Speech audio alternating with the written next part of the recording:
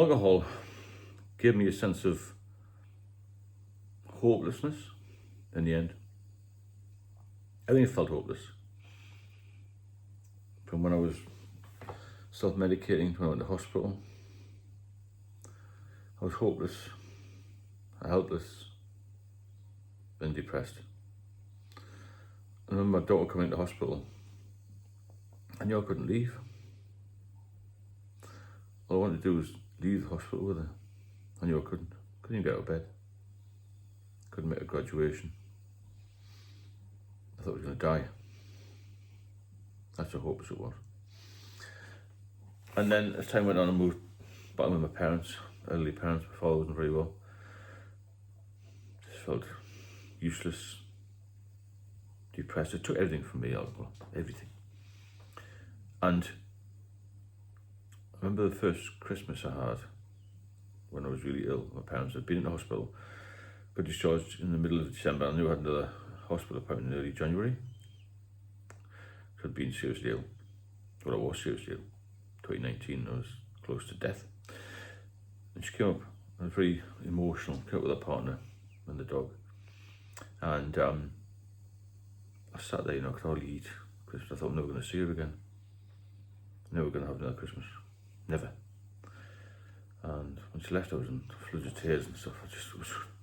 I couldn't get over it. The emotions were like, wow, sky high, And this is where it left me. It left me down, so far down in life that I wanted to give up. And I remember going to hospital a few days later, and my condition had worsened. So my sodium level had gone down. And it was just at the start of COVID. And they gave me a lot of different pills to try and get rid of the ascites fluid. None of those worked. The doctors were scratching their heads, didn't know what we're going to do. And so went on, and I was draining this fluid off, getting it drained off all the time, and they were discharging me for a little while, and I was going back in again. And there didn't seem to be any end to it. I had this massive hernia by then, umbilical hernia. My stomach had gone really bad, and my daughter came in again. Early February was her birthday. Again, I couldn't leave the hospital. I couldn't even move. I was in hospital for weeks, and she left crying. It just broke me in two. This, even just revisiting now, even though I'm pretty healthy now and I've done a lot more, it's just like going back and thinking about it and trying to tell you about it is harrowing, really. And every time she visited, I would be like, just manage to walk to the door and wave her off and think, God, I'm never going to see her again. That really, really gets you down, It really gets you down. All for a few pints. Like, fucking hell, what a waste of life. And then I had a couple of incidents where I had low sodium. I was in intensive care. She was the first one I rang. I had this umbilical hernia that split. I was rushed into hospital to resus this time, where they managed to stitch this umbilical hernia up, and then I had an emergency operation during COVID. So it must have been urgent. You know what the hospitals were like.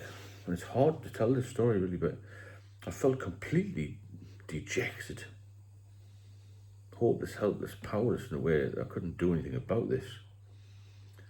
And then there's all this talk about what we're going to do. We can't get rid of this fluid, the medication's not working. And I've got this little shunt in my liver, which should have worked to try and open the portal vein. Because when you get cirrhosis, the liver shrinks. That didn't work. Again, COVID was in play, about May 2020. And then the fluid was building up again. So being discharged, got back in again, discharged, back in again. I was so depressed. Again, she was visiting, she had to come up from Manchester. Every time I used to hold her tight and think, I'm going to see you again. And from then it went on again, a little bit more fluid, a few more incidents. This umbilical hernia was giving me loads of jip. Nothing was getting better, even after about a year, you see. And then I got a phone call from this young doctor who said, why don't we try and balloon this shunt up a little bit more that they put into my liver? I thought, there's another operation, because the first operation was 5 hours, and you can get something called endopathology after this operation is done, where you can get brain damage. There's a 30% chance of getting brain damage. But I already had that operation. Unfortunately, I got through that.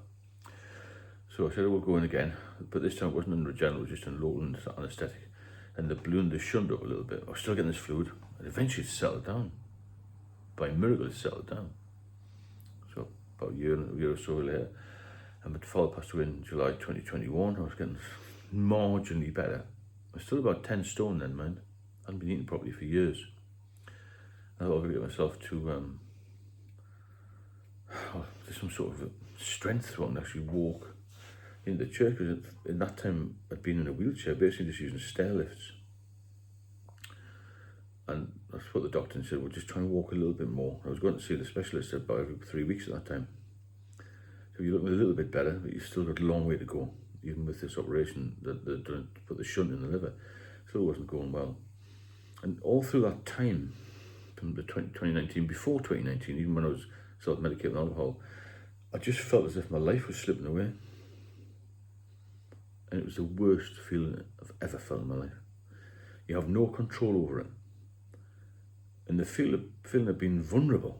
I'd gone from like a big strapping policeman in central London to this meek, mild, bloody scared rabbit in the headlights who couldn't walk, could hardly talk, could hardly eat, and such a mess, you know.